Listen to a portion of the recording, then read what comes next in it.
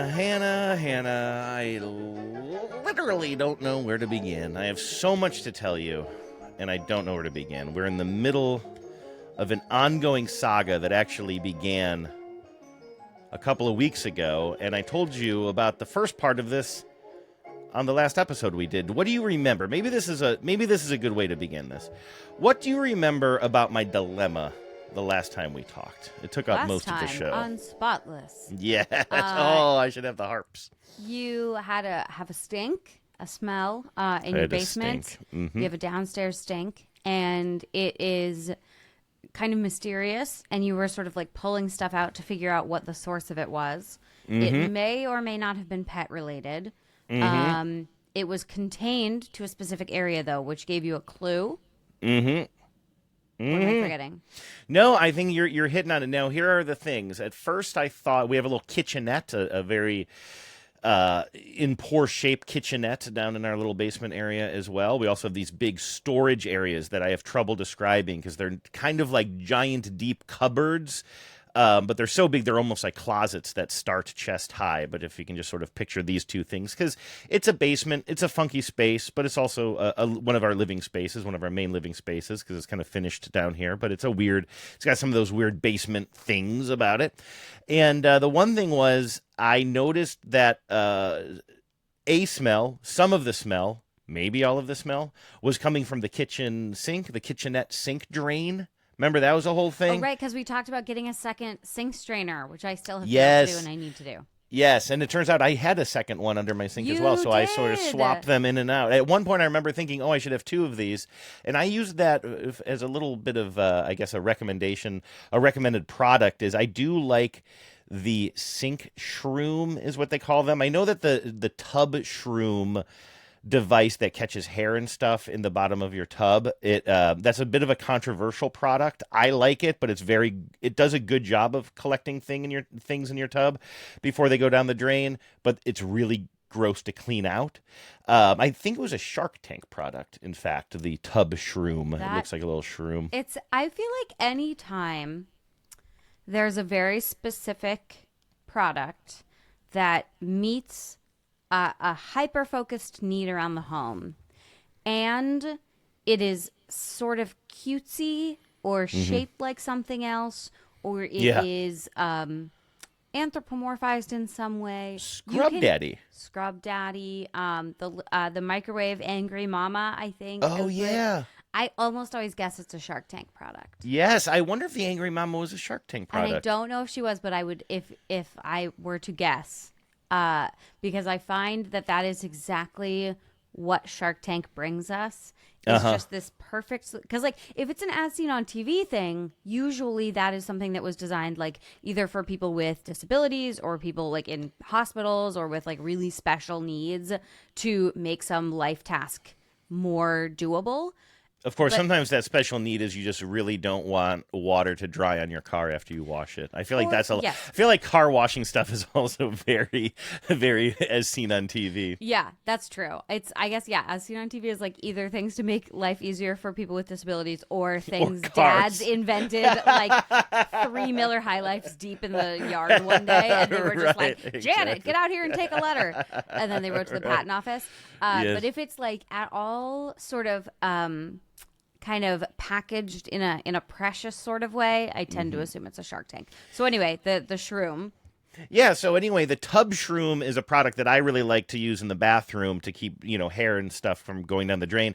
Some listeners have written in they really dislike it, and that's fine. It's just sort of a different design than your typical kind of basin trap. Now, but the one made for the kitchen sink is really good. But if they don't like it because it's gross to clean out, here's the thing. Your drains are going to be gross no matter what. So do you want it gross to clean out from the tub shroom, or do you want it gross to clean out when you're using the yellow hair getter out? I feel like there are different products. The thing about we're getting pretty far away from the what I'm dealing with, but the tub shroom, it does a good job, but it is particularly nasty to clean as opposed to like one you could just put something that like one of those little strainers that sort of sits in your drain, and it'll sort of catch it. And that's not pleasant to clean out, but you can quickly grab a piece of toilet paper or a paper towel, wipe it out quickly, throw it away, and put it back. The tub shroom, it goes down into the drain, Right. and because of the swirl of the water, it takes whatever hair and debris and it sort of wraps it around, Right. and it wraps it around, and then you pull it out when it's time to clean it. You pull it out of the drain, and then it's harder to like kind of get all of that. It does a great job, but cleaning it is a more like kind of gross process than just quickly doing it with a more simple kind of product. So But I this think thing that's is, what like, gets people. Again, I got to get in there with the big long yellow thing and declog every now and then anyway because of like just hair. Like the thing that sits in it that you have to clean out is not. It's I'm gonna not have doing a good enough It's job. not doing enough Yeah. for me. So I feel Yeah. like like if the issue is that it's gross, it's like it's gonna be like. Have you messed around with a tub shroom? I'd be because this is such a I gaggy haven't, but I experience might. for you. I wonder how you would feel about it. I would actually, and I'm not telling you, don't do it for me, obviously, but I would be interested in your thoughts on it because I love it and I don't mind it because I don't share a bathroom, as I think you pretty much have your own bathroom now Yeah. too. So it doesn't bother me as much because I know it's all my ick. But it's ick because it's like not just your hair and stuff, but then like soap kind of The conditioner, collects like, on it. yeah, It yes. gets it's a combination. Without, I hope nobody's eating their lunch or dinner or breakfast or brunch or second breakfast while you hear this. But it's a combination of hair and just body gunk Yeah. and suds and slime, and it's pretty unpleasant to It's clean. pretty gross. I don't mind it because it's my slime. It's my grossness. I mean, and it's so already my most hated task, but because it's true, I don't. if I share. had kids, I would not want to clean theirs. I mean, I have a lot of hair, and I don't share the bathroom with a person, but I do share the tub with the dog, and the dog gets a bath, like Yeah. at least like once a week, every other week. Yeah. She's in the tub kind of a lot. She sheds a lot, so like I am in there cleaning out that bathroom, drain pretty regularly. So that's not a bad investment for me. So I might. Okay, so you have one in your kitchen. now. Okay. So anyway, in my kitchenette downstairs, upstairs we have a garbage disposal, but in this tiny little kind of wretched little kitchen we have downstairs, wretched is the wrong word, but not super nice little kitchenette area that we have downstairs. I do have these little they call them sink shrooms, and they're more of a standard looking sink trap. But anyway, I have 2 of those now. I'm keeping them clean, but I did have this smell in my basement. So let's rewind here. I definitely had a smell in my basement. I thought at first it was coming from the sink, and so I was trying to mitigate that. But then I opened up one of these huge cupboard areas, and the stink was really strong in there. But it didn't mean I also didn't have a stinky sink. So what I ended up learning was my sink was stinky. It was mostly from washing out cans of cat food and stuff in there and trying to keep it clean and trap all of the detritus. But I think it was just building up. And basically, to kind of put a bow on the stinky drain story, is I did buy some like drain cleaner and deodorizer that used some sort of enzymes. I talked about it in last week's show. Was I don't that remember the the odor exact brand. gobbler or something. It had It a was funny something name. like that. It had a funny name. I'm sorry I don't have it in front of me. That did an okay job. You pour it in overnight and then you rinse it out in the morning. But I think what really worked was a couple of times I just got frustrated and I took my bottle of like Clorox brand, very bleachy shower cleaner. It used to be branded as Tilex, but now I think it's just Clorox or something. But you know the stuff. You spray it on your tub. It kills all the mildew and stains and everything, but it has that really strong bleachy smell. I honestly just took that shit and I just sprayed it down into my drain a few days in a row until eventually that bleach just did its job. I mean, and it will kill any bacteria, it like dissolves scum, like you said, like fatty stuff. Yeah, so that worked out pretty well, and the sink smells better now. We're not feeding any cats downstairs anymore at all. That's all moved upstairs now. So that's just that the sink is fine. But the thing is, what I realized was, and again, I was right in the middle of things. Of like trying to hunt down the smell, like literally the day we recorded last time, and now I am once again right in the middle of things, and I think it's all related to that terrible smell that I smelled coming from this sort of closet area. I think when I talked to you last time, I had pulled everything out of there. I couldn't find a centralized location of the smell other than it was generally coming from this area of the closet, but I pulled literally everything out of there. It was a great opportunity to resort a bunch of stuff anyway and kind of restore it. So that was kind of good. But the smell didn't automatically go away. And I had bought, I hadn't implemented them last time we talked, but I had just purchased some like Arm& Hammer little deodorizers. I was trying very hard to look for products that wouldn't mask the smell, but actually absorb it. Until we could figure out what it was, I at least wanted to absorb it. So I bought some of these little like Arm & Hammer little balls that have baking soda in them, and they were absorbing the smell. Put one in my weed drawer too. I thought of you. Didn't you always put a little satchel of baking yes. soda? I would often put in a little, like, I mean, when I was really, a poorer person, and also apparently a person who did not care if anybody else ever rooted around in there, I used to put baking soda in an envelope, like a paper envelope. Oh, yeah. And then just slip that in there to help keep down the weed smell, white powder in an envelope in the already, it has weed drawer in it. Isn't like the subtlest. That's a really good point. How would that look? Yeah. At the point at which someone's already in your drug drawer, I guess you're kind of. For me, I don't really care about it. I actually don't even mind the smell of weed that is sitting around. I just had an extra one of these. I'm like, oh, and some people were coming over, so I'm like, I'll just throw it in there so it doesn't, like, if somebody walks past this part of the basement, it doesn't smell like the pot shop on the corner. Are there pot shops in your neighborhood that you can literally just drive by them and you can smell them from a block away? It's funny because, I mean, living in Oregon and you're in Washington, so we have recreational weed stores. Yeah, you can tell. I feel like I like the ones that you can smell coming. If you aren't sure you're walking into a pot shop, I'm not sure I want to be there. It feels too clean. Like I've joked before, it's like going into the Apple store. Like I don't. Or a vape shop. Yeah, like if someone greets me with like a tablet or something, I'm like, get out of here. Yeah. I need more. I need at least like 10% more like Nag Champa, and like I need a little bit of head shop vibes. I like that I don't have to go to a guy's house that everybody just calls Diaper, but I don't like. I did have a drug dealer named Diaper for a long time. But I like being able to go to the store, but I do feel like when you're like down the street from one and you're like, oh, there must be a pot shop around here. Like, they probably have a pretty good selection. Probably pretty good selection. Yeah, we have one by our house, and you could. I don't know what's going on certain days because they're not making it there, they're not processing it there, they're not growing it there. But on certain days, you can just really smell it. Is it the one across from the? Is it the one across from the rickshaw? I do go there sometimes, but there's one right by our house, like blocks away. I used to really like that one across from the rickshaw. I liked that one. I'm blanking on the name of it right now. I like that too.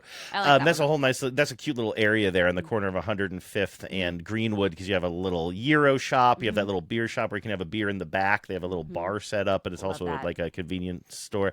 Okay. What were we talking about? So this terrible, terrible smell that was in this, that was at least located somewhere around this closet area. I pulled everything out. I cleaned it all up. I put in a whole bunch of odor absorption products that I bought. One of them gave off a little bit more of a lemon lime smell that I wanted. Again, I didn't want anything giving off a smell. I wanted something absorbing smell. But eventually, and I was like, I don't want to just get nose blind to this, right? But I do think that this thing that had a little bit of that kind of industrial, I worked for my dad in like a steel fabricating shop in Ohio in the 90s, and there were certain things that were invented to reduce smell or improve smell, but it ended up just sort of smelling like a, like urinal cakey kind of smells, like that kind of stuff. So it had a little bit of that, but I'm like, I'll go with it. That was something called like Odo Gone or something. It was like, it looked like a Yankee candle that you take the top off of and there's no wick. Yeah. If you can sort of picture that. So I had those in there, and then I was checking every day because I'm kind of like, and we must have talked about this on the show, although I've talked about this so much with, friends and family lately that I don't know what I said to you, but we must have discussed the possibility that an animal was dead in my walls, right? Yeah. We must have, because that was such a huge topic of conversation on our show way back in the day when we first started 5 years ago or whenever that was. And we heard horror stories of people like saying in the middle of the night, my then husband just grabbed a hammer and just couldn't take it anymore and just started beating a hole in the wall because it can drive you bananas because it can be such a bad smell and you don't know where it's coming from except some general area. Well, I kept on, so I put in those Odo Gone things or whatever, and every single day, as you might expect, I put everything back, all the stuff that I'd taken out. I put everything back, cleaned it all up, vacuumed the carpet that is in there, put in these odor eaters, and then every day I would open these two cupboards and I would stick my head several times a day and like, do I smell it? Is it being masked? Is it being absorbed? Is the odor still being created somewhere? It was a little bit hard to tell, but it did seem like it was getting better and better with each passing day. And I think I do think it was. I don't think it was just, I didn't want to do such a good job of trapping the odor that we were ignoring a bigger problem, like if it really was an animal in the wall or something. Right. You wanted to dissipate or like eliminate as much of the smell as you could, but also hopefully maybe help you like localize where was it coming from? It's a little bit like pain. Yeah. Like your body, you know what I mean? Like your body has pain because you need to know something is going on with it. And yes, once you realize what the pain is, you can take pain relievers, but you don't want to be on pain relievers all the time. Otherwise, you will be ignoring whatever the underlying problem is, right? And so that was it. Condition, yes, balance. Yes. So in this case, the odogon is the oxycodone. Okay? Yes. Okay. I didn't want it to mask everything. So basically what happened is the odor got better and better, or it seemed to be going away, and I was pretty happy with that.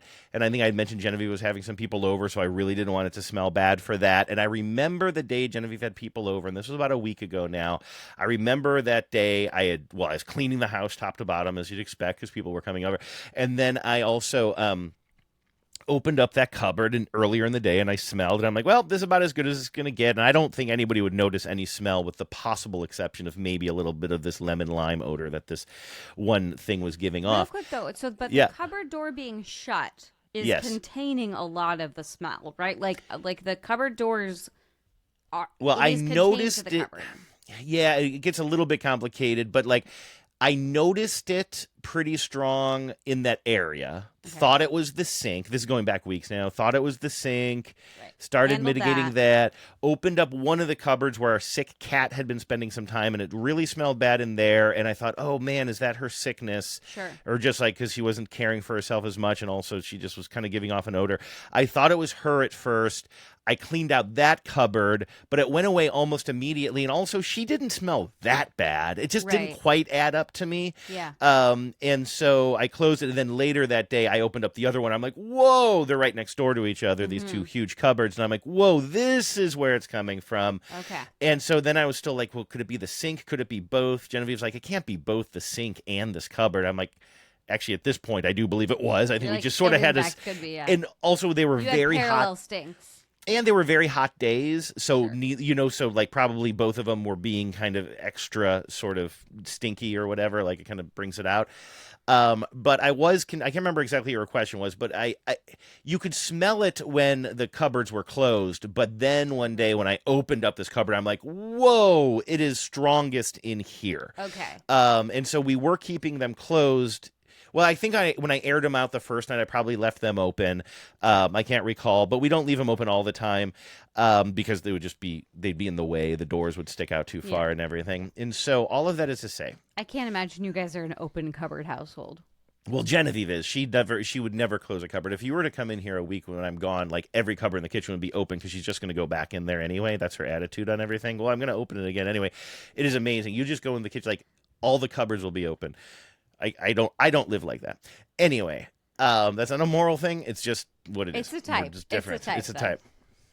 So I do know, because I keep on repeating this because there's a point I'm getting to with this, is I know the day, I think it was last Saturday, when I was doing the big clean of the house, I know I opened those cupboards, took a big whiff, smell was not bad, looked okay in there, looked clean. I was happy with that. Okay. The next day, which would have been Sunday, I opened up that cupboard again because it's where I store some of the stuff I need for my volunteer gig, and I'm getting it out, and I notice a lot of poop. Like a lot of like mouse or rat poop in there. In the cupboard. And it's clearly and I'm like, new. And I wrote down what I said in the moment, and this is a quote. Ew, ew, ew, ew, ew, ew. Ew, ew, ew, ew, Genevieve. I believe was the direct quote. I might have missed So you an ew or reacted two. in iambic pentameter, which makes right. sense. Yeah. Right. Let's see. I tried to do it in a rhyming couplet. So I was like, oh, God, Genevieve, is this what we think? Now my head is reeling because pretty clearly there was some animal in there that evening that had pooped. Now, we've never had any kind of rodent issues before, partially because we've had cats for 24 or 5 years now. There's always been a cat around. And even if your cat's not a mouser, I think that just the smell and presence of a cat is a deterrent for rodents. Right, yeah. At least that's what I've heard. But of course, up in this cupboard, the cats don't spend much time in this particular one I'm talking about. This isn't the one where the sick cat had been coalescing. This is the other one. And so I'm like, we must have a live animal on the wall. And Genevieve's like, okay, we're gonna have to look at some solutions, maybe some of that poison. And she does not, Genevieve is a lover of birds and doesn't want poison getting into the bird supply or animal supply. But when you have something like a bad stink and potentially a living animal in your walls, there are things I think there are poisons that will have them leave the walls and go seek water outside. I think there's specific but things. Then you end up with like a dead. Oh my God! I've found like deceased rats that were clearly like poisoned from somewhere else in my yard, and it's one, unpleasant. Two, I do worry about the neighborhood cats. Like when we've had rats not in our house. Knock on wood, like cross myself. Oh, you sign of the cross there. Yeah, we've had. I did it with my left hand. Okay. Yes. They've never been in our house, but they've been outside of our house, and I know they hang around in the fruit trees, and Lola sees them, and obviously I've had them living in my car. I never want to poison them because I worry about like the neighborhood cats getting a hold of one. It is really, but if it's in your walls, and then it's also like, well, if they're coming into the house, we set up traps, but traps are like, I don't have the constitution to find a dead animal or worse, a living animal that has been trapped or Anyway, we have not done anything like that. Also, as I said on TBTL when I was telling just this part of the story, I know how our listeners respond to that kind of stuff, and it all comes from a very, very good place and a caring place. And I'm sure that you're writing me emails right now about all the dangers and awfulness of all this. I will tell you, I'm putting a filter on my email for the next few weeks. I don't want to hear it right now. We are working on solutions. We are being as responsible as we can. We haven't made any decisions, and I'm just not taking input on this very personal topic at this time. We really are personal. dealing with stuff. I mean, here's the other thing too. Like, you can do things to repel them from your house. The problem is once they're in, where they are. Because I was going to ask you what kind of access you have to the walls behind these cupboards or this, very little. There's a place where clearly they could come in because it's like big holes where whoever like put up these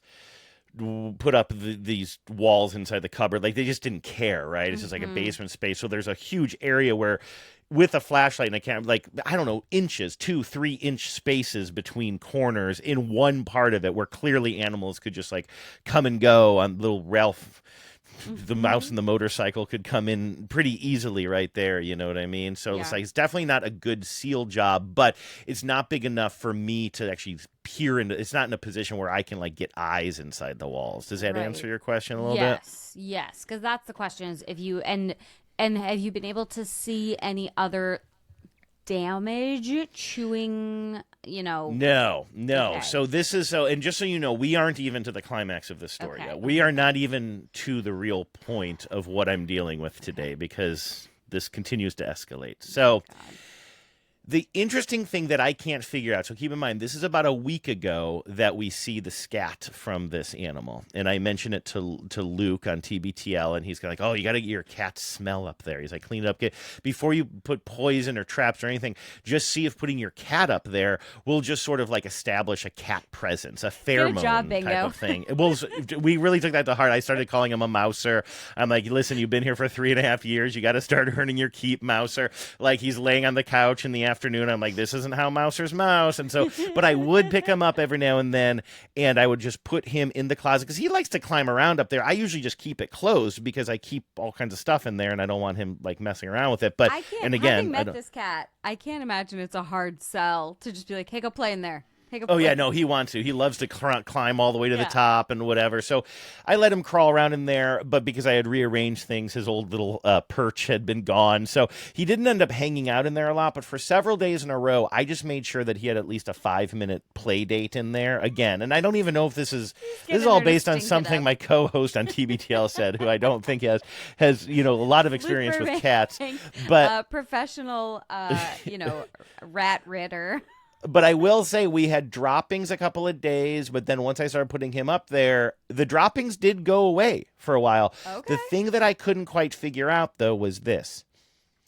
If we had a dead animal in the wall, which really seems like the thing that makes the most sense, why did I have the smell of the dead animal before I had proof of life of a living animal?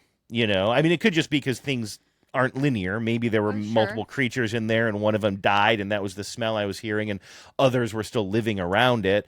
That could be it. It did seem like things were happening in the wrong order, though, that I was smelling what must have been a dead animal and now we're seeing evidence of a living critter. Well, because it could be that one, I mean, if it's a smallish, a mouse or a rat and it passes from this mortal coil. Yeah.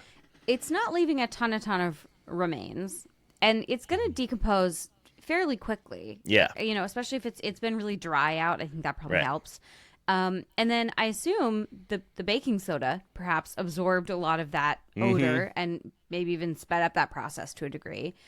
And then that occurred, and then you still have maybe access from the outside. So it could be that the critters are not living actively in your house. It's just that they're making entry whenever it maybe coming makes and sense. going, and one of them died, And or they're just living amongst a dead corpse as well. I mean, I don't think they care that much. I don't think they stand on ceremony when it comes to that. No, and I think it could also have been like, I don't know, it could have been a nest of babies. That was also what I was thinking. I was like, maybe the smell wasn't a dead thing. Maybe the smell I was smelling was something related to like literally a rat's nest or something that was being built, and maybe now it's just maybe they grew. So I'm just kind of trying to figure this out. But one thing that I definitely know at this phase, again, this is going back a few days now, is we had some rat poop in there or mouse poop or some sort of critter poop. The smell has gone away. Mm-hmm. I'm putting Bingo in there for some play dates every now and then, short form. And I as just love time the goes idea on, of, like the training montage of Bingo. I'm sorry to interrupt, but yeah, I'm just right, thinking about, like, just Bingo running up having, the like, steps. Yeah, like the Rocky theme is playing behind him. And only he's it's just, our like, little steps he's, like, out of the up basement. there, like, yeah, get at me, rats! Here I come. I know. He's punching meat. Yeah, in a cooler for some reason. He wouldn't be punching it; he'd just be eating it. But, so the good news at this phase of the story is the sink is fine now. Whatever was going on with the sink, I totally mitigated it. The smell in the closet has pretty much gone away. Now the one remaining thing is, but do we have a small mouse or rat living in our walls? Put Bingo up there. Stop seeing evidence of a living creature. No scat for a few days. Feeling good. Not like we can totally close the door on this, but feeling better. Like, maybe we've scared away whatever was living in there, and whatever died has decomposed, and maybe we're just out of this. I'm just starting to think about that. And then a couple of days ago, like the day before yesterday, I did notice that there were some flies in the basement, and that was kind of weird. Kind of around the house, but Bingo was sort of chasing them around the house. It's that time of year. Yeah, that's true. I did wake up in the morning, and I remember the next morning saying to Vives, I'm like, I killed a lot of flies last night. Keep an eye on that. I'm wondering if we do have a fly infestation or something. She's like, I don't think so. It's just the time of year, and we've had windows open or whatever. I'm like, okay. And then about, I think maybe an hour after we had that conversation in mid-morning, Genevieve's like, oh, we have a problem. She's like, I've just like killed like 7 flies. Like, and they seem to be sort of in this kitchenette area. And I'm like, okay, well, let's keep an eye out, and we're killing them, and I'm vacuuming them up as much as possible. I'm kind of trying to not even swat them, but actually vacuum them up. But we have a fly swatter at this point where it is so dry rotted. We must have bought it 25 years ago. Every time Genevieve swats a fly with it, another piece of the fly swatter would literally come off. It was just breaking every time. What in the We got a new one now. Are you living? Because how often, we don't need a fly swatter. We don't usually have flies. So we bought some fly swatter years and years ago. It sits out on our porch. It's probably been in the sun for 20 years and it's just like dry rotting, and this is the thing I was really pissed off about. Do you remember about a month or a month and a half ago when you came over here and we recorded an episode of Spotless? Do you remember I had a pile of giveaway stuff that I was taking to Goodwill, and one of them was an unopened electric fly swatter? I wasn't going to ask, but yes, I do remember. I gave that away. I wanted that so badly the other day because I told you to keep it. The USB you really did. fly swatter. We have two. We use them all the time. They are so corny, but they are so useful, especially. So they're really good for fruit fly season. Yes. We use them a lot during fruit fly season. And I heard they're grizzly with the bigger ones, though. That's one of the reasons I didn't keep it is Luke cook. Yeah, Luke had given it to me. He's like, it's okay for fruit flies, but for bigger stuff, it was kind of grim because it would really and like maybe not even kill the flies, but hurt them or whatever. So he had two of them. And he gave me one, and it sat on our back porch for 2 summers. And then this summer, I'm like, I'm never going to use this. I'll give it to Goodwill. Cut to literally weeks later, I'm like, man, we have a lot of flies around here. And then I'm going about my day, and my studio is here in the basement, but it's kind of on the complete polar opposite end of the basement from where this kitchenette area is. And my studio is also the only room in this basement that actually has windows, because it is a basement. Mostly it's underground, as you'd expect, but I have these sliding windows that are at sort of the top, kind of like right below my ceiling in my studio here, and I have 2 of them. And as I was doing my work yesterday, I'm noticing that flies are accumulating it's one of those things where you're just not paying a lot of attention to it at first because, flies, I don't know, it happens, summertime. And you look up and think, a couple of flies, boy, we must have let some flies in or whatever. And then as the day is going on and I'm sitting here in my studio, I'm like, why are there 5 flies all trying to get out that screen? And then I look behind me and I'm like, oh, there are like more than 5 flies in the window behind me right now. And Vives and I start like saying something is going on, and we start putting it together. And it's like they're clearly coming from this kitchenette area and flying to my windows. Now, Genevieve went to the store yesterday, bought a couple of fly swatters. So every 25 years you buy a fly swatter, apparently. These have metal handles. The 25th anniversary gift, I believe. That's right. And I'm still taking care of these things, but by the time Genevieve, she also bought some like fly paper, which is cute as hell. I'm going to send you a photo of it. They still come in little boxes that look like the 1970s, and you open it up and it looks like 4 small shotgun shells or tiny smoke bombs in there or something. But I've never used them before, but you just sort of pull the top out and it slowly unstrings a whole piece of sticky paper. You never used fly paper before? Never, and it hasn't changed at all. You weren't poor white trash like we were. Well, I grew up in the country, though. We grew up in the country. That does surprise I feel like my dad had one that was maybe a little bit more substantial, like in the barn or something, but we just didn't have that classic sort of camper. Yeah. It just seems like something you'd put up in a camper or a cabin if you hadn't been there in a while. But by the time Genevieve came home with these products last night, also some sticky fly paper that you can stick directly to windows so that the flies are attracted to the light and then they stick to the... So I put up some of those. We put up some fly paper. We put up a fly paper right up in the cabinet. We weren't sure, like, our flies maybe coming in from the same place where possibly this dead animal died, because it's starting to think like, oh, maybe there's a dead animal in there and flies have like actually laid some eggs in there. But they start really dying down later on in the evening. We thought, boy, maybe we dodged a bullet there too. And then this morning we woke up. I have fly paper hanging down in the kitchenette area by a light bulb that is kind of attracting the flies, one in the cupboard where it's all dark. And I wake up this morning and there's not too much action. I'm like, no, not much. I'm like, well, I'll turn this light on, see if maybe that wakes them up or whatever. Maybe they are on a cycle where they sleep at night. It doesn't seem to make sense. Then I kind of forget about it. I go upstairs, and then once again, Genevieve comes downstairs and I hear, oh my God. And one of our fly traps is just covered. One of the fly paper hanging from the ceiling. Looks like a little tube because it's kind of curled up. It's got like 30 flies on it. And we hang up another one, and there's like 5 of them flying around. And it's very clear right now. There's no doubt about it. It is coming from the area of this kitchenette. We can't figure out. At first, we're just thinking, well, it must be coming from the actual closet. But it doesn't seem like there's a lot of action there. As of right now, about an hour later or so, They're back. And this one piece of fly paper that I had put up last night and hadn't collected that much has like 30 flies on it. They're flying around. They must be on some sort of cycle where they wake up in the morning. When I tell you that I'm in the thick of things right now, I have spent the last 2 or 3 hours of my mid-morning and early afternoon putting up more and more fly paper, vacuuming up flies. They seem to be coming not from the closet itself. They seem to be coming up from the floorboards. I think that, and I'm trying to figure out, if something died in my wall, it doesn't necessarily mean that it died up high in my wall, especially as things decompose. Maybe it's fallen all the way down to like the baseboard area, but just on the other side of the wall. And clearly some flies have laid eggs in there. And I'm living through a plague. Hannah. I was thinking, my first thought was like, oh, what's next? Toads? Like I was thinking about what I think it's going to be toads. Plague was going to be.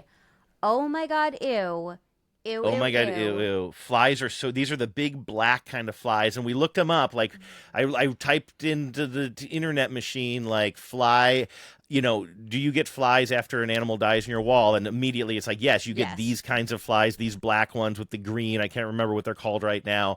And they've laid eggs and, you can call the Orkin man or you can try to like these mitigation efforts. Right now, Genevieve is buying, you've used this for ants before, diatomaceous earth. Yes. Is that what it's called? Oh my Yes. God, that's the first time I ever said that word right. Yeah, diatomaceous, something like that. Yeah. It's probably bad that now I know that word because it's entered my life. It's entered my daily conversation now. I feel like it's one of those things that you can use it for so many things. I first encountered it when I had bed bugs. So first of all, if you're using DE, something has gone wrong in your life. Like it's not it's not a harbinger of good things. Yeah. So I first used it with bed bugs, and then I used it when I had termites in my garden bed. I know that people use it when they have mites. Like my brother had chickens, and his chickens had mites. But you do have to be careful because it's so particularly that if you treat your chicken coop, it can get into their lungs. So you do have to be careful. That's kind of the only, as far as I can tell, the only issue with DE is that if you have smaller animals. So I'd caution this with Bingo too. Yeah, I'm worried about Bingo because Genevieve said she looked it up and it said that the cats won't mess with it. They won't, and it's fine. And it's as long as once it settles, it's fine. That's the thing. Okay. But it's so fine. It's a very fine dust, and so when you first sort of it'll come in sometimes like a squeezy bottle that you like shoot out. Like baby powder, kind of. Oh, okay, yeah. And so when it's in the air, it's particulate. Then that can it be sort of inhaled, and then that's not good. So I would just say like while she's treating the area, keep Bingo away. But once it's settled, you should be good to go. Be fine, yeah. And so we're going to put that around the baseboards because there's something weird about the fact that they seem to be coming from the ground up. Yes. Like I was so convinced, and again, this is just like my very basic, simple, elementary mind, it's like, well, the smell was coming from this closet. There's this hole in the wall in the closet, for lack of a better word, that has access to the insides of the walls. I would just assume that we did see some flies in there. Not a huge concentration, but I was still waiting for the moment where it'd be like, oh, I'm going to open up this cupboard and we're going to see a whole hive of flies or something. They're going to be swarming in there. And that moment never really happened. But what will happen is you'll think you've gotten them all. And you're like, okay, like there are no more. And then you just turn your back. And it's almost not satisfying because you still have a problem of pestilence. But then you just leave for a while and then you come back and there's so many more. But I'm noticing I think they're starting on the ground. And they're starting kind of slowly on the ground. I don't know if it's where they are in their life cycle or what, but I keep on vacuuming. I keep vacuuming that area, getting them off the ground wherever I see them. We're swatting them and cleaning up. We've put up some more fly paper and they're just hanging. It is so grim, Hannah. It is so grim seeing these pieces of sticky paper just hanging, just coated with the corpses of this dirty ass germy life form. That, I'm going to take one down. Lives on deceased. So and the concern is too, again, you're back to treating the symptoms, because the flies are a symptom. Yeah, they're a gross exactly. symptom, but they're a symptom of this bigger issue, which is whatever they're living and eating on. Yeah. And theoretically, eventually they'll get to the end of it. And the smell has gone away. I just want to reiterate that. Like, we're past the smell part. So I think we're past, and I don't think it has to be a very big animal for the decomposition process to smell bad.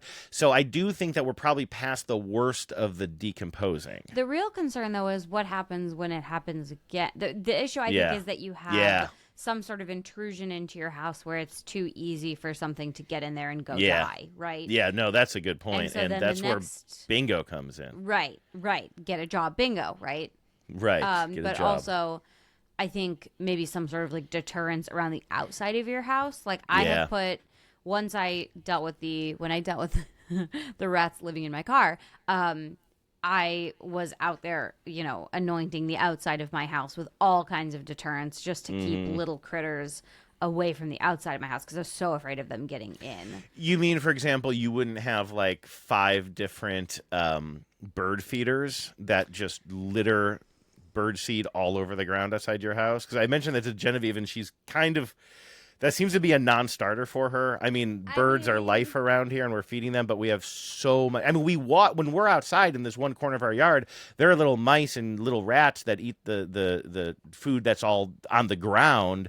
And Genevieve's like, whatever, this is outside. This is where they belong. But I'm like, yeah, but if we're bringing them into the yard. We all know the Khalees song, Milkshake, bringing rats to the yard. Yeah. I think I have that right. I'm quite familiar with that tune. I mean, it literally is a little bit of like, if you give a mouse some birdseed, it's going to find its way. And so I think maybe also just drawing a clearer, because I mean, we have the issue with like our fruit trees, right? Our fruit trees just invite pestilence.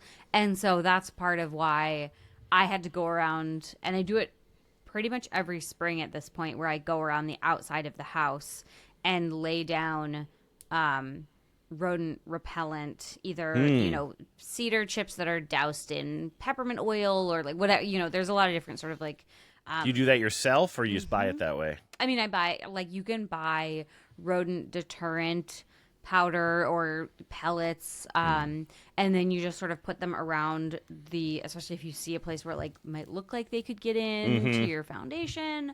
I put them around our window wells, and it seems to work okay. Again, we haven't had an issue with them being in the house or in the attic or anything like that yet. Again, knock on wood. But I mean, we definitely do have, obviously, instead I can't keep them out of my frickin' vehicle. My car is a rat hotel half the year. So I'm not exactly an expert on that. But, I mean, but we also had an issue of,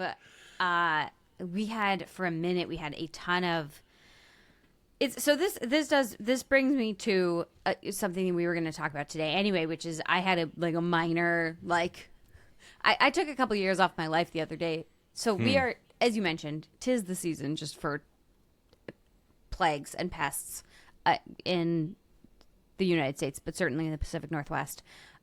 We are in big spider season. Oh, yeah, a lot of spiders in here. I cannot leave my home without utilizing my spider stick. I have to open the door and poke a stick out and like wave it about and scramble up spider webs, because otherwise I am wet. My hair is full of spider. I look like what's her name from Great Expectation. I'm like a cobwebby old lady. Because it is Miss Habersham. No, something like that. Take it close. Yes. I just am cobweb. I'm just spiders constantly. They're everywhere. There's a huge, and I'm looking at it right now, like out on the outside of my window. They're all over the place. Haversham, something like that. Yes, but I feel like I'm wearing like a Havisham. Yeah, I was closer than I thought, though. Okay. But I feel like I'm wearing like old wedding dress made of spider webs. So that's occurring, and we had a few. I don't mind them when they're out of the house. That's fine. They're doing their job. I would like it if they did their job a little harder and maybe ate more of the mosquitoes that are also around. But we had a situation where we had some in our house, and then we also have had some other little bugs around in the house, like millipedes, which are That's pretty gross. Allegedly Is that different? That's different than a silverfish, right? Yes. And Okay. allegedly, the millipedes eat the silverfish. Oh. Is what I've heard. And, like, you're not supposed to get That rid must of the be millipedes. gross to see. I mean, talk about, like, two of my enemies fighting. Yeah. So one of the things that I was reading about was that much like you put, like, a cedar block or something in your closet to keep moths away, that same cedar wood is really useful in keeping various bugs, like in just like repelling various bugs. So I have like a Candyland trail of cedar blocks at like every doorway of our. There's Inside in my house. I have one behind the toilet. I have. I don't think I have one within reach. I have a couple of those sachets that you can get on like Grove, or you can get them at the hardware store that have like, various mixes of herbs and wood chippings and stuff that are specifically made to repel spiders and stuff. Almost like a potpourri bag. Is that what you mean? Yeah. Yes. Okay. Yeah. So you can get they're called stay away, whatever, spiders, stay away ants. I think they have them for rodents actually, because I have one in my car right now. I might look into that. Yeah. Because I was thinking, if the whole idea is that just the smell of bingo and the presence of bingo could be a repellent, then couldn't they sell that smell? We have honestly thought about trying to figure out if we can buy like Coyote Whiz or whatever it is to try and keep the raccoons out of our yard, because that's also the whole thing. But yeah, so you can buy like bags, like sachets of like rodent repellent. You can get them at like Lowe's or whatever. So we have a couple of those around because we were having intrusion into the house. So this is where it comes in. So the other day I'm sitting on my bed and I'm like typing on my laptop, and I am sort of absentmindedly like gonna go get more coffee. I set both my feet down on the ground, and I am like, my heart stops because there is a large black thing that my eyes have just skimmed, like my peripheral vision has just sort of skimmed by. That immediately my first thought is, oh my God, there's a giant spider, and it is nearly touching my foot. It is so close to my bare foot, which I have just taken from my bed to the ground. And several things happen in my brain all at once, but one of the first ones is, I know that that's not supposed to be there. Whatever that is, I know that my floor is clean enough, my house is tidy enough that I know when something's not supposed to be there. Because if you have like a messy-ish house, or you have stuff on the ground, or you have laundry on the floor, you probably don't have a good enough idea or like mental map of what is and isn't supposed to be right there within your eye line. Does that make sense? Yeah.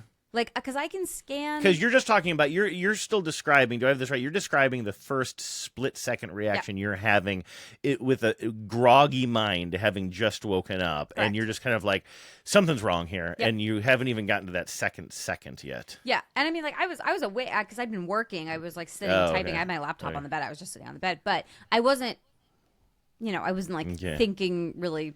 I had a lot of other things I was thinking about. But what it reminded me of was this idea that, like, when you keep your house at a certain level of tidy, it is a lot easier to notice when something's wrong. When something's amiss, sure. Like absolutely. If there's a smell, like if there are more flies than usual, like if you have water damage, right? If there's a new stain, musty or a crack, mildew, right? Like you are more likely to notice when something is amiss. In the same way that I can scan my living room. And know how many days out I am from the last time I did a full vacuum, just because my eyes and my brain know the regular level of specklediness. Like, I liken it to being like, I am a person with freckles. I notice when I get a new freckle. Like, I notice it. Nobody else on God's green earth, except maybe Keith, who looks at my face every day, would notice if I got like a new sunspot, because there's so many. But I know the map of my face, right? And I feel like that's a very important thing in keeping your house, because it does help you determine whether or not something is supposed to be there. Yeah. Like if this was a spider, by the way?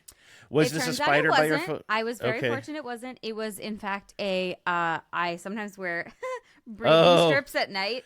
It was just a breathing strip. It was a breathing strip that had fallen off my end table, but it was black and it was like really thick because they're for like snoring. And so it wasn't a spider. But in that moment, the many things that went through my head was there's a black thing on the floor. It's not supposed to be there. And then I know it's not supposed to be there because there's nothing supposed to be on the floor right there, because that space on my floor is always completely devoid of objects and shapes and different color. Like it's wood. But it had me going through this thought process of one of the values of having your house at a comfortable level of tidiness. Baseline. You can identify those symptoms of something being wrong. And I'm glad that you're talking about like the flies or the smell, and it's how we knew that we were having an abnormal number of spiders in our house because we would see them more. I think if your house is really cluttered, you might not notice spiders around because there's a lot, or because things are moving around, your brain isn't used to the landscape. The same is true with like ants, right? Like we had ants recently. I mean, you're in a constant state of having ants, right? Yeah. We all have ants at some point. But after we had cousin Humphrey here, my brother's dog who was here, the dogs had been playing a lot and there had been a lot of like treats around, and one kibble had gotten stuck like under a piece of furniture. And I was again just doing stuff around the house, like whatever, walking around my house, and I saw a little trail that wasn't normally, a little black line that wasn't normally there. I was like, what's going on down there? And I realized it was a trail of ants going to this little kibble that was trapped under the couch. And it was like, there was a lot of ants on that kibble. Yeah. And I think if I weren't a person who normally is kind of picking things up, I might not have noticed that immediately. Yeah. Because I mean, pestilence, that's the thing. We talk so much about not linking cleanliness to morality on the show, and we're not backtracking on that. But as I'm dealing right now with like straight up pestilence, it's really hard to bat away the psychological aspect of what I'm dealing with right now, because it makes me feel very bad. Yeah. Like it makes me feel bad. Like these flies that seem to like, and we still don't. Genevieve's going back to the store now to get some more various kinds of traps, and like I said, the now I won't be able to say it a second time, but that earth stuff, diatomaceous earth. Yeah. Thank you. She's gonna get some of that. She's been reading about some other things. Like there's things that we can do before I think we actually have to call somebody to tear apart our walls. I don't think we have to do that for whatever it's worth. But right now, moments before we started recording, I had, killed the last of the flies that were flying around. Again, this piece of fly paper that is hanging from the ceiling is, when I get out of here right now, I need to take it down and replace it with a new one because I can't look at it anymore. It is so absolutely disgusting to just see it just covered in these black corpses of one of God's most disgusting animals.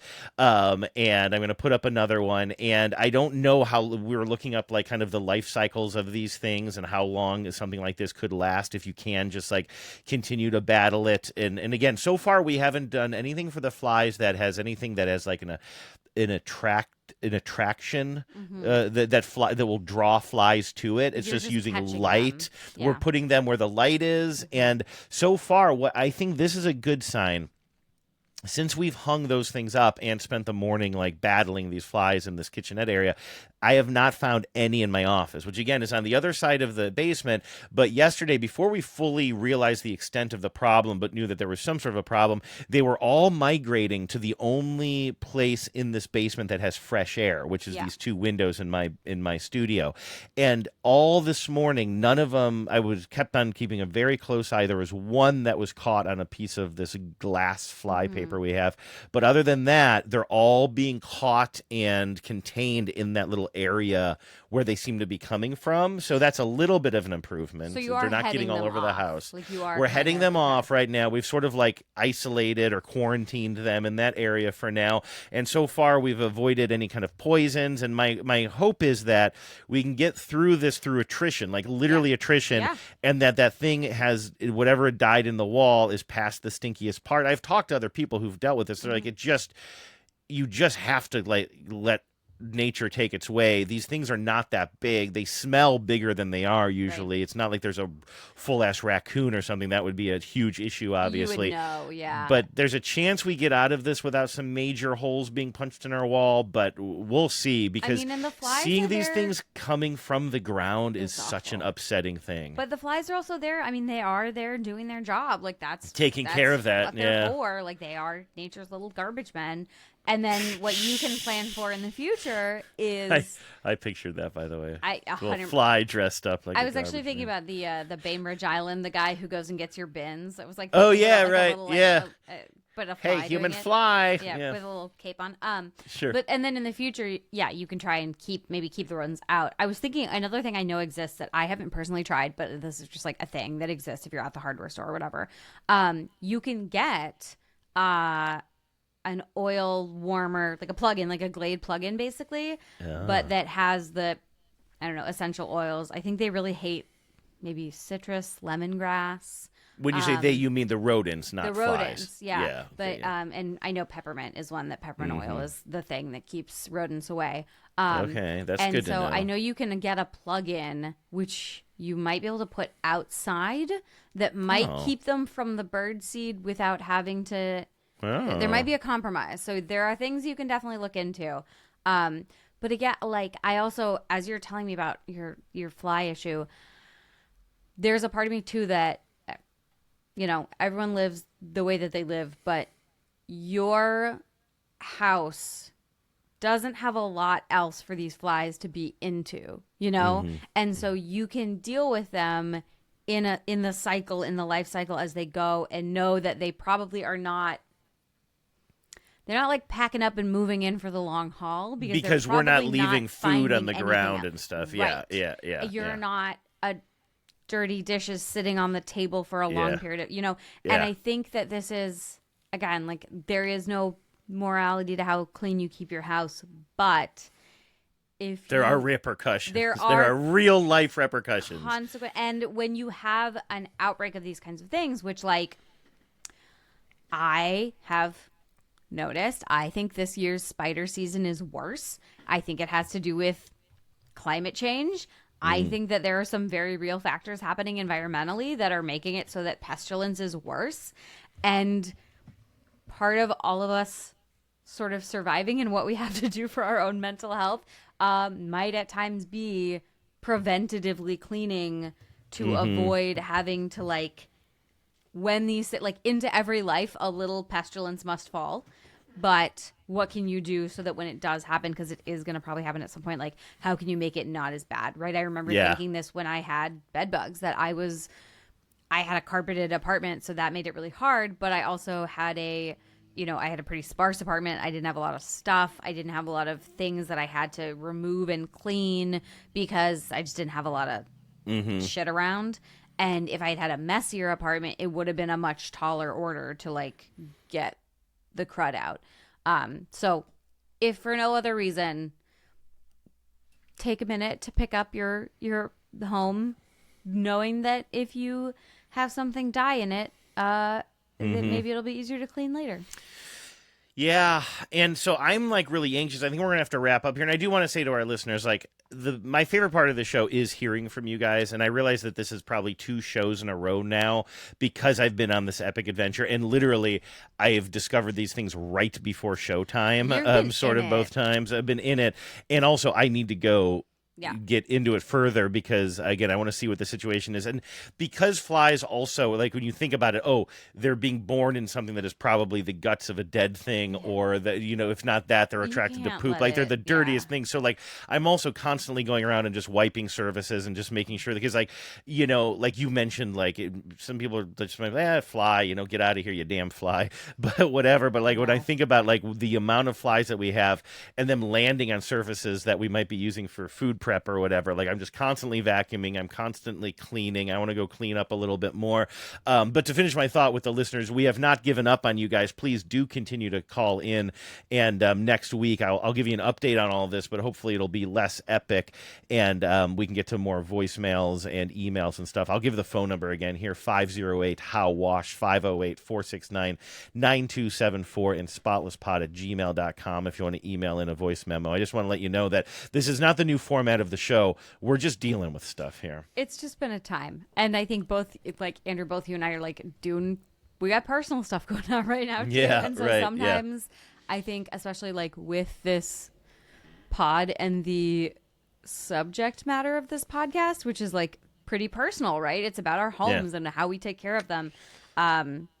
Man, sometimes we just have to be like, this is my house and this is what's going on. This is what's going on. So, and I always forget to remind the listeners, but like on our website on spotlesspod.com, I always link any products that we talk about that I remember. And so I will make sure to go through and link out a bunch of these things that we're talking about that are sort of preventative if you're dealing with this kind of pest stuff. And also if you're picking up the phone to call us or leave us a voice memo, like tell us what has worked for you. Tell us I what would your be interested, experience is. because we heard from a lot of people a few years ago who said they had their personal stories about dead things in the walls. I don't remember the fly thing. Now, it's obvious that this is a connection, and again, you don't have to dig too far on the internet to see like, oh yeah, this is a common thing that happens. It's this kind of fly, the fly we have, and it happened right after we had a bad smell in our wall 2 weeks ago.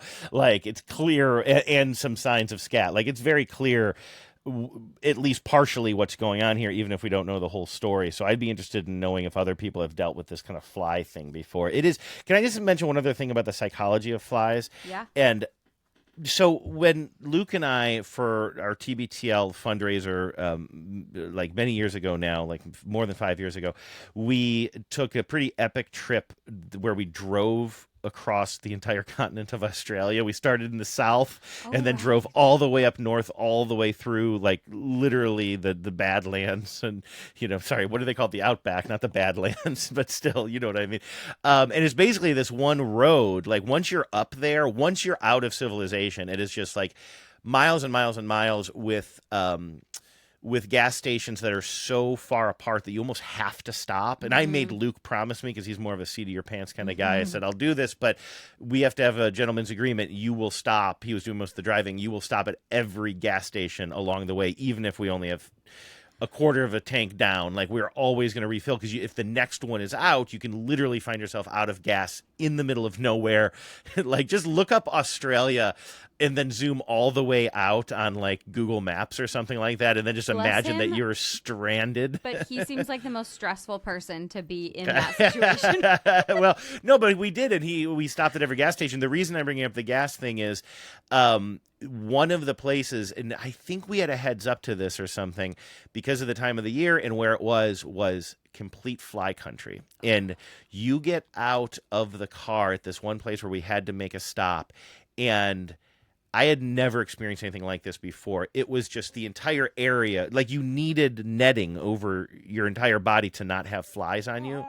And we just ran through it as fast as possible, like all the way to like whatever to get inside. And then you would leave. And I can't remember why we stopped there. I feel like there also might have been some sort of maybe there's a tourist attraction there too. Like maybe a giant tomato or Pile something, of I don't turds? know. What could it Like, be? I don't know what it was, but it was so bad. But here's the psychology. We got back in the car. We made sure that there were no flies in the car. Maybe there was one or two, and we killed them right away. But for an hour after that, you just feel twitchy. Yes. You just feel them all over you. Yes. You're constantly swiping at your ear because you think a fly landed on you. You're constantly rubbing your arms. You look like a crazy person. Or a person who took too many of the wrong drugs, or not enough of the right ones, or Suddenly whatever. You're not in Australia. You're actually in Las Vegas, and right. right? Yeah. Yes, right. And it's a police conference, and they're turning into lizards for some reason. And so anyway, I'm having a little bit of that right now, and I'm doing my best to manage this. But to me, like, it really feels biblical. It really feels to see this many flies, both dead and alive. I'm constantly vacuuming them up. You should have seen the inside of my vacuum. It was so gross. It looked like I was collecting raisins in there. It's just so so stomach-turningly gross, and also it's hard not to feel bad. It's hard not to feel bad about yourself. It's hard to feel like an unclean person. Yes. You know what I mean? Yeah. And so I'm just battling that right now and just trying to stay on top of this. I'm not in the best mental place, to be completely honest with you. No, it's awful. No, it's awful. And it does feel, I think part of it too is because most people don't go around talking about when these things happen to them. You know, like most folks, when you're like, oh, how are you doing? It's like, oh, something died in my walls. My house is full of flies. Yeah. Right? So it can feel like you're the only person that's. I remember when we did our episode about bed bugs a billion years ago, we did our bed bug episode. And a huge part of it was the sort of shame of being a person who's been impacted by this awful thing. But statistically, a lot of people have been through this, right? Yeah, and of so course. I think it is important to say that it can happen to anybody, and and if it has happened to you, it's not a sign of anything the matter with you. It's a fact that we live in like an organic world where there are critters and bugs and these old cycles that outlive us all. Yeah, and the walls that we build are only they're not. And again, we live in a somewhat older house. There are things you should do, and this is where my real laziness gets in. It's kind of like, if we take care of this and it passes, like, will I still have the motivation to go outside and do all the remediation efforts that you were talking about? And obviously, it's the right thing to do, but do I have to follow through? Take pictures of the flypaper. Mm-hmm. Oh, I did. I'm going to send you them right now. Yes. I don't. No, do send it to me. I'm gonna hate it. Oh, you're not saying for me. You're saying for another, or not for the website. For you, so that when you are dragging ass on putting stuff around your house to keep rodents out, you can remind yourself it was exactly as disgusting as you remember. Yeah. No, like do it like, because that's, I think the other thing is remembering why now is the right time to do it. You know, it's the planting a tree adage. When was the right time to plant a tree 20 years ago? Second best time is now. It's like, when's the best time to try and keep rodents out of your house? It's before you had a billion flies because you had something die in your walls. I'm not sending you any real grotesque photos or close-up of flies, but you can see one of the pieces of flypaper. If you wanted to, you could zoom in to see some of the flies on it, but you don't have to do that. What I'm really most impressed about, though, is this packaging for Taro fly magnet flypaper. What's interesting is it's not really a magnet. Like, it doesn't attract the flies. You just need to put it near a light source. But I love how it... Oh, by the way, this is a quick... sweet, though? It's kind of sweet, isn't it? It's part of is it? Does it drag them in? I do think it has something to do with... Oh, okay. I do think there's something about it that attracts them. I seem to recall, and perhaps this is old. The funny thing about flypaper is, though, like, that's old ass technology. Like, they got it in one. Like, flypaper to me is like the toaster. Like, you're not going to invent a better one. And it does say no baiting, no odor, no mess. So I assumed no baiting meant that maybe it didn't have any bait on it, but maybe I'm misinterpreting what it's saying. But it is a very satisfying little box of little tubes. Like I say, they're like little firecrackers. By the way, one quick shout out. Now, are you cool talking? Because I know that it's apple season. You want to talk about apple vinegar making and maybe even apple cider. Can we save that for the top of the show next time we talk? Yes, because at that point I will have done it already. But okay. It is apple season. My apple trees are going wild. I went to my local homebrew store yesterday, and there was a very helpful young man there. You were able to find a local homebrew store in Portland, Oregon? I actually had to go to Vancouver. I actually had to cross the bridge. Really? What's happening? Portland, step it up, buddy. I actually had to go to Vancouver for the one I wanted because I'm going to be making hard cider this year. I'm going to try that out. But it does have a huge cleaning component because you have to really clean the containers so that there's no bacterial growth. Yeah. Well, you want good during the fermentation. Good bacteria. Yeah, you need really specific bacteria and not. So I had to buy some enzyme stuff, and so there's going to be. I have to clean some of my vessels, and then I let them sit for 24 hours and dry, and then any bleach in that process, since bleach kills all. No bleach in that process because I think you don't want any kind of a film. He gave me some very specific tablets that I'm going to use, and. So I'm going to be going through that process. And, longtime listeners will remember some of my experiments in making apple cider vinegar. when I brought up to Keith, I was thinking about making hard cider. The first thing he said was, "That's fine. I support this. Don't let it get gross like you did with the vinegar." I don't remember that you let it get gross. Yeah, one of them, I didn't have enough of the right kind of sugar, so I tried a different kind of sugar, and it, there's a video on our Instagram of me like opening it and just like. So you can go find that. That's from like It's interesting. So it wasn't like let it get gross. It wasn't you let it sit for too long. It was just the process. You swapped in a ingredient that was not right, and but I let it. I mean, I was like, oh, it's just fermenting. I didn't really check on it, yeah. and I should. I see. You kind of got to check in on these things. See, I know nothing about this world. I've been very interested. Like one of these days, I need to get into pickling. It seems like something that I would be very into. Right? Like I like very easy, slow-minded projects. Like not slow-minded. Boy, I didn't mean it that way. I just mean that like you can put yourself in sort of for idiots. Yeah, right. No, I just mean like a contemplative, like making stock or. Yeah. My obsession with making round ice cubes or whatever, just something that I can do and relax, and it's not like fast paced, not like you're cooking and you're like, oh God, this is gonna burn. You know what I mean? That's what I meant by slow, not slow minded. I really regret that. But anyway, it seems like pickling, like literally maybe making pickles, like cucumbers or whatever, that type of thing. Or this, I'm not a big cider person. That's my one problem is I don't know if I would like making cider because I don't know if I like cider. Well, don't tell anybody because technically you're not really supposed to distill your own hard alcohol, and heaven forbid I say this. Wait, really? Program. You can't make your own beer? Well, you can make your own beer.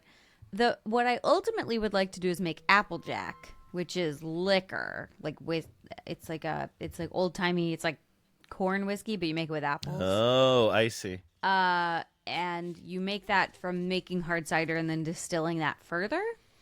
So that's actually the end goal is to make Applejack, which is it's like Pacific Northwest White Lightning, basically. Like it's moonshine? Yeah, functionally, yes. It's like apple moonshine. So we're going to see how that goes. Nice. Yeah. I am getting a phone call here that looks like it's an important phone call on some family stuff I'm also dealing with. So I think that we need to, and I'm sorry that's a terrible power out, but I want to let you know why I'm giving you a little bit of a rush here. But I think we need to end this therapy session. Aside from the flies, I've also got like a family emergency going on that I didn't want to get into, so I'm sort of like kind of a little bit all over the place. I hope it was a listenable show. I hope listeners are along for this weird epic journey I'm on. But I will give an update next week, but we will also get back into the swing of things. So again, please do give us a phone call with your insights on any of these things that Hannah and I have been talking about, and also anything related to cleaning. If you have some questions for us, if you want to share some stories. I think one time, Hannah, you asked for people to just share the dirtiest messes they've ever had to deal with, or maybe made and let somebody else deal with. Any story like that. Anything that gets me thinking less about the flies that are apparently coming from the floor of my basement up into my consciousness. Any stories that take me away from this, I would appreciate it. Hannah, good luck with all of your apple making. I'm excited to hear about that. Thank you. Follow along on our Instagram because I will probably be showing about it. Nice. Oh, also, I started this sentence a long time ago. I never finished it. I don't know if our listeners are on Reddit or not, but I've been spending kind of more and more time on Reddit these days. It's kind of an interesting... you can find so many just niche sub-communities there. It's so great. And, some are cleaning related or whatever. But I stumbled on one recently that I found so charming, which is called Grandma's Pantry. That's the subreddit, if you're familiar. So it's like r/Grandma's Pantry. And basically what it is all kinds of old products. What reminded me of this was the packaging for these fly papers that we bought. It's so retro looking. But it's basically people finding like, look at this old can of Lysol that I found literally in my grandma's pantry or in some relative's house that is like, it's the old spray can kind, and it just like screams 1970s or 80s or 90s. And people are just sharing all of these, whether they're like some sort of like hamburger seasoning salt from the 70s and all these just like home products that you can just enjoy the packaging of them. It's called Grandma's Pantry on Reddit. Check it out. I love what that. A weird little plug at the end. All right, everybody, have a great couple of weeks. We will be back with more atrocious stories in 2 weeks. You've been listening to the Spotless Podcast. If you have a question for Hannah and Andrew or some cleaning advice, call the Spotline at 508-HOW-WASH. That's 508-469-9274. You can also email them at spotlesspod@gmail.com. We'll be back soon. But until then, always remember, life is messy, but it doesn't have to be.